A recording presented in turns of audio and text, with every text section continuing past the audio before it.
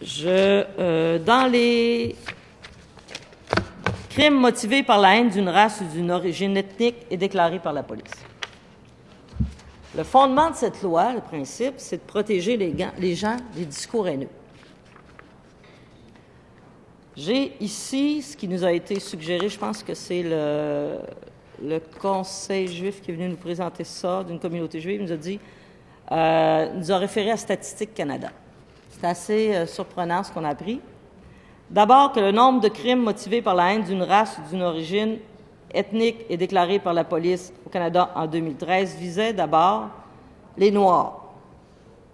C'est la grande majorité, c'est au-delà de 50 %, presque 60 %. Les seuls groupes qui représentaient la communauté noire qui sont venus à l'Assemblée nationale en commission parlementaire nous voir nous ont dit ne faites pas cette loi. Les principales victimes des discours haineux en matière de race et d'ethnie sont venus nous dire n'adoptez pas cette loi. Nous préférons l'éducation et la prévention. Ils sont venus nous le dire. C'est eux les principales victimes. Je ne sais pas si on réussit à voir dans ce petit tableau-là, mais l'immense majorité des crimes haineux, c'est contre eux. Ils ont dit n'adoptez pas cette loi. Quelle est la justification du gouvernement? La deuxième, les Asiatiques de l'Est et du Sud. Ensuite, les Arabes et les Asiatiques. Mais l'immense, près de 60 % des crimes haineux sont contre les Noirs. Ils ont dit ne faites pas cela. Les religions. Les crimes haineux contre les religions. Crimes motivés par la haine d'une religion est déclaré par la police. Population ciblée. L'immense majorité des crimes haineux sont contre les Juifs.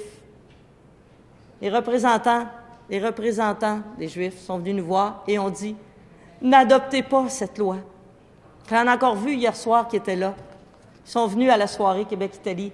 Ils m'ont répété mon Dieu, n'adoptez pas cette loi.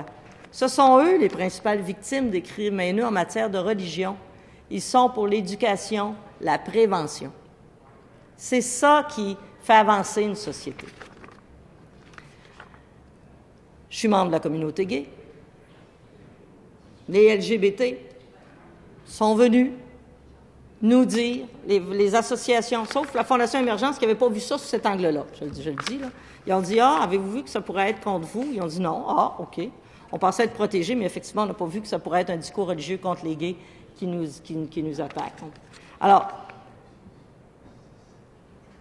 les LGBT disent « Non, n'adoptez pas cette loi. » Ils sont venus, les grandes coalitions sont venues nous dire « Ce n'est pas le bon moyen. Le bon moyen, c'est l'éducation et la prévention. » Donc, les principales victimes de discours haineux en matière de race et d'ethnie, et d'immense majorité, là, 60 %, les principales victimes en matière de crimes religieux, les Juifs, immense majorité, près de 50 %, et les LGBT sont venus nous dire « N'adoptez pas cette loi. » La justification de la ministre ne tient pas la route.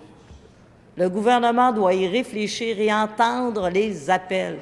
La prévention, l'éducation sont des outils majeurs et c'est comme ça qu'on a fait changer les choses au Québec. Je ne dis pas de ne pas faire la lutte à la radicalisation. Au contraire, je le dis, nous avons salué le plan de lutte à la radicalisation. Mais ce n'est pas une loi contre la radicalisation. Ce n'est pas une loi de protection des jeunes. Il y a quelques ajouts pour la DPJ, d'accord, ça c'est dans la deuxième partie. Mais ce n'est pas une loi qui atteint les objectifs sociétaux auxquels nous avons